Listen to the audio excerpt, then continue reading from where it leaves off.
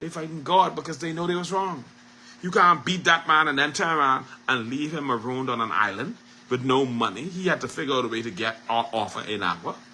What kind of hog dog y'all is? And that's why when the story come up with the nastiness y'all was doing to the little boys in Eleuthera, you can't not believe it because y'all are nasty, awful defense force. The defense force is a disgraceful organization.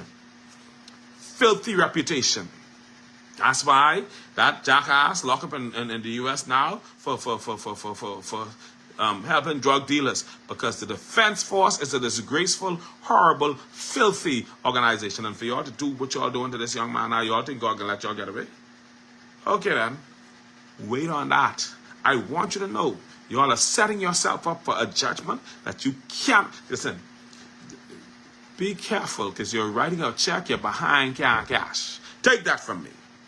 I speak as an oracle of God, but I tell you, God can deal with y'all. God can deal with y'all. I want y'all to know He can. Okay, all right then. Let me finish reading.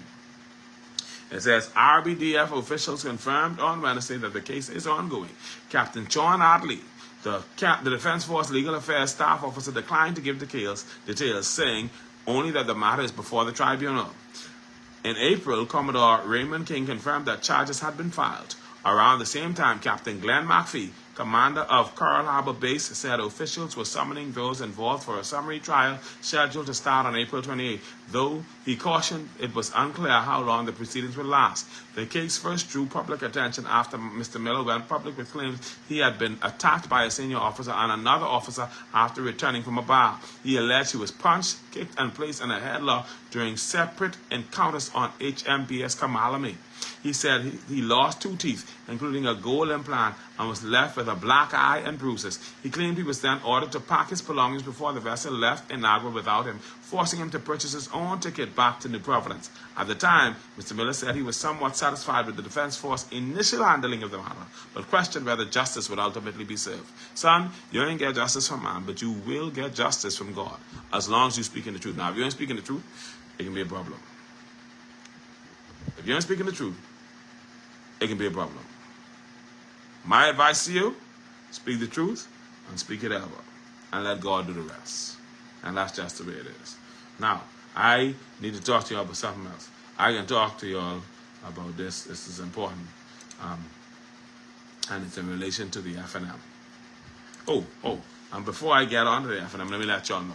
Christian Hasty of the COI is on Eleuthera. I believe he's still on Eleuthera. I have to do an interview with him. I haven't had a chance to do that, but I am going to get to do that. I'm going to make some time to do that. I'm going to interview Christian Hasty, and when I interview him, I can let him tell y'all who he is and tell y'all everything he needs to tell y'all in relation to his intent to put his hat in the ring for the race in South Eleuthera. Domo, thank you so much for the rose. Christian Hasty is going to be running. I'm going to let him tell you all.